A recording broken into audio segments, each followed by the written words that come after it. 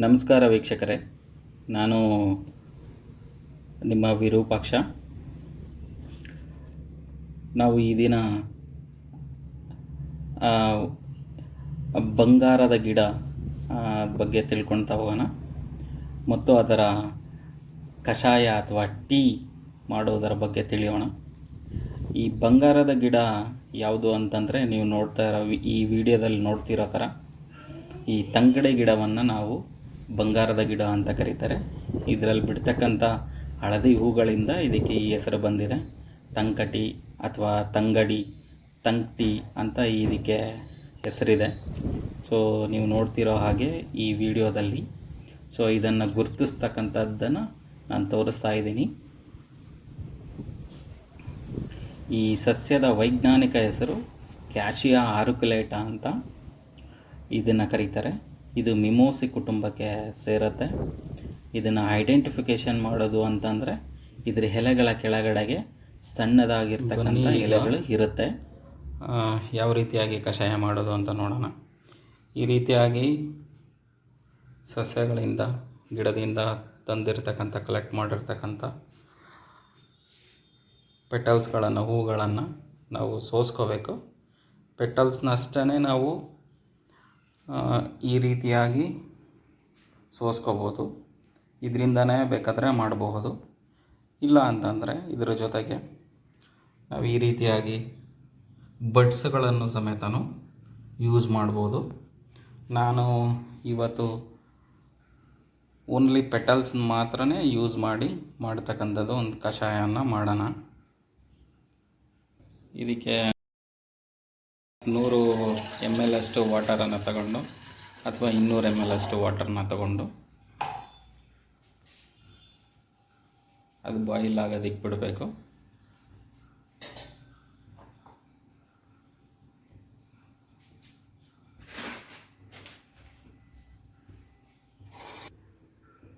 ಈಗ ಸ್ವಲ್ಪ ನೀರು ಬಿಸಿಯಾಗಿದೆ. ಈ ಬಿಸಿಯಾಗಿರೋ ನೀರಿಗೆ ಒಂದು 10 ಹೂವಿನ ಪೆಟಲ್ಸ್, ದಳಗಳನ್ನು ನಾವು ಇದರಲ್ಲಿ ಆ್ಯಡ್ ಮಾಡ್ತಾ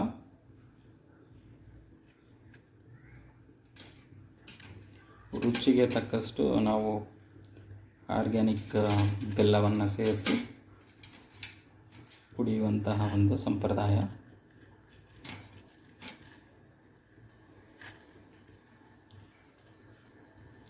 ಈ ಕ್ಯಾಶಿಯಾ ಆರ್ಕುಲೇಟಾ ತಂಕಡಿ ಹೂವಿನ ಟೀ ಅಂತಲೇ ನಮ್ಮ ಸೈಡ್ ಕರೀತಾರೆ. ಇದು ಮಧುಮೇಹ ರೋಗಕ್ಕೆ, ಅಂದರೆ ಡಯಾಬಿಟಿಸ್ಗೆ ತುಂಬ ಒಳ್ಳೆಯ ಔಷಧ. ಅಂದರೆ ಇದನ್ನು ನಾವು ಪ್ರೊಲಾಂಗ್ ಆಗಿ, ಅಂದರೆ ತುಂಬ ದಿನಗಳವರೆಗೂ ನಾವು ತಗೊಳ್ತಾ ಇದ್ದರೆ ಆಗ ಇದು ಎಫೆಕ್ಟಿವ್ ಆಗಿರುತ್ತೆ. ಟ್ಯಾಬ್ಲೆಟ್ಸ್ ಥರ ಇಮಿಡಿಯೇಟ್ ಎಫೆಕ್ಟ್ಸ್ ಇರಲ್ಲ. ಪ್ರೊಲಾಂಗಾಗಿ ಡೈಲಿ ಸುಮಾರು ದಿನಗಳವರೆಗೂ ತಗೊಳ್ತಾ ಇದ್ದರೆ ಅದು ನಮಗೆ ಡಯಾಬಿಟಿಸನ್ನು ಕಂಟ್ರೋಲ್ ಮಾಡುತ್ತೆ. ಇದನ್ನು ನಮ್ಮ ಭಾಗದಲ್ಲಿ ಹೆಚ್ಚಿನದಾಗಿ ನಾವು ಇದನ್ನು ಯಾವುದಕ್ಕೆ ಯೂಸ್ ಮಾಡ್ತೀವಿ ಅಂತಂದರೆ, ಕೆಮ್ಮು, ದಮ್ಮು, ಅಸ್ತಮ ಆ ರೀತಿಯಾಗಿರ್ತಕ್ಕಂಥ ಸಮಸ್ಯೆಗಳಿಗೆ ನಾವು ಇದನ್ನು ಯೂಸ್ ಮಾಡ್ತೀವಿ. ಇದು ಹಳದಿ ಬಣ್ಣ ಹೊಂದಿರೋದ್ರಿಂದ ಇದರಲ್ಲಿ ಗೋಲ್ಡ್ ಪಾರ್ಟಿಕಲ್ಸ್ ಇರುತ್ತೆ ಅಂತ. ಇದನ್ನು ನಾವು ಸೇವನೆ ಮಾಡೋದ್ರಿಂದ ನಮಗೆ ಗೋಲ್ಡ್ ನ್ಯಾನೋ ಪಾರ್ಟಿಕಲ್ಸ್ ನಮ್ಮ ಬಾಡಿಗೆ ಸೇರುತ್ತೆ. ಆಯುರ್ವೇದದ ಪ್ರಕಾರ ಸ್ವರ್ಣಧಾತು, ನಮ್ಮ ದೇಹಕ್ಕೆ ಬೇಕಾಗಿರುವಂತಹ ಸ್ವರ್ಣಧಾತು ಸಿಗುತ್ತೆ ಇದರಿಂದ ಅಂತ. ಹಾಗಾಗಿ ಇದರ ಒಂದು ಅಭ್ಯಾಸ ಅಥವಾ ಇದನ್ನು ಯೂಸ್ ಮಾಡ್ತಕ್ಕಂಥ ಒಂದು ಅಭ್ಯಾಸ ನಮ್ಮಲ್ಲಿ ಇದೆ.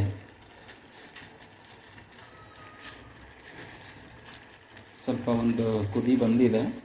ಈಗ ನಾನು ಇದಕ್ಕೆ ರುಚಿಗೆ ತಕ್ಕಷ್ಟು ಒಂದು ಆರ್ಗ್ಯಾನಿಕ್ ಬೆಲ್ಲವನ್ನು ಇದಕ್ಕೆ ಆ್ಯಡ್ ಮಾಡ್ತಾ ಇದ್ದೀನಿ, ಪುಡಿ ಬೆಲ್ಲವನ್ನು.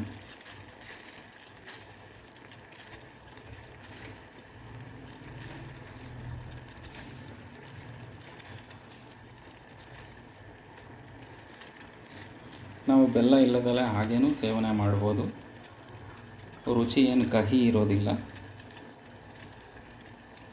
ಇದು ನಮಗೆ ಒಂದು ರೀತಿಯಾದ ಆರ್ಲೆಕ್ಸಿನ ಸ್ವಾದವನ್ನು ಕೊಡುತ್ತೆ.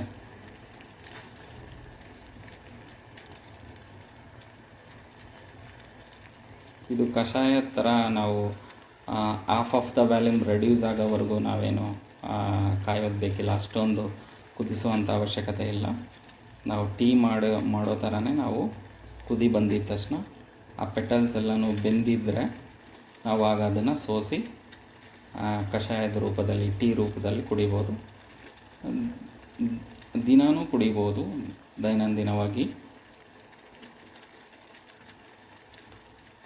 ಇದನ್ನು ನಾವು ವಾರಕ್ಕೆ 2 ಸರಿ ಅಥವಾ ತಿಂಗಳಿಗೆ 1 ಸರಿ ಅಥವಾ 15 ಡೇಸ್ ಒನ್ಸ್ ನಾವು ಇದನ್ನು ಯೂಸ್ ಮಾಡೋದ್ರಿಂದ ಆರೋಗ್ಯದಲ್ಲಿ ತುಂಬ ಬದಲಾವಣೆಗಳು ಅಥವಾ ಆರೋಗ್ಯ ಚೇತರಿಸುತ್ತೆ. ನಮ್ಮ ಭಾಗದಲ್ಲಿ ಇದನ್ನು ಉತ್ತಮ ಆರೋಗ್ಯಕ್ಕೋಸ್ಕರನೇ ನಾವು ಬಳಸ್ತೀವಿ ಇದನ್ನು.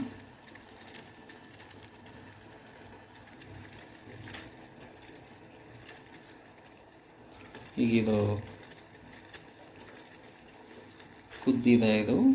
ಕುದ್ದಿರ್ತಕ್ಕಂಥ ಕಷಾಯವನ್ನು ಈಗ ಲೋಟದಲ್ಲಿ ಸೋಸಿ ನಾವು ಡೈರೆಕ್ಟಾಗಿ ಕುಡಿಬಹುದು. ಅಥವಾ ನಾವು ಇದರ ಬದಲಾಗಿ ಹಾಲಿನಲ್ಲೂ ಸಹ ಇದನ್ನು ಈ ರೀತಿ ಕಷಾಯ ಕುದಿಸಿ ನಾವು ಕುಡಿಯೋಂಥ ವಾಡಿಕೆನೂ ಅಭ್ಯಾಸನೂ ನಮ್ಮ ಭಾಗದಲ್ಲಿದೆ. ನಾವು ಆ ರೀತಿಯಾಗಿ ಮಾಡ್ತೀವಿ. 2 ಥರದಿಂದನೂ ಮಾಡಬಹುದು. ಅಂದರೆ ಹಾಲಿನಲ್ಲೂ ಬೇಯಿಸ್ಬೋದು ಅಥವಾ ನೀರಿನಲ್ಲೂ ಬೇಯಿಸ್ಬೋದು.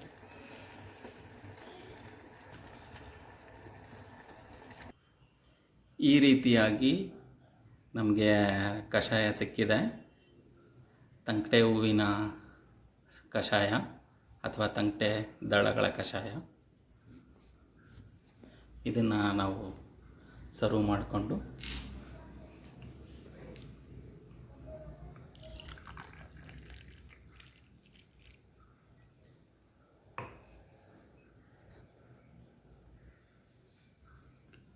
ಈ ರೀತಿಯಾಗಿ ನಾವು ಪ್ರಾಕ್ಟೀಸ್ ಮಾಡೋದ್ರಿಂದ ನಮಗೆ ಆರೋಗ್ಯ ಸಮಸ್ಯೆಗಳು ಬ್ಯಾಲೆನ್ಸ್ ಆಗುತ್ತೆ.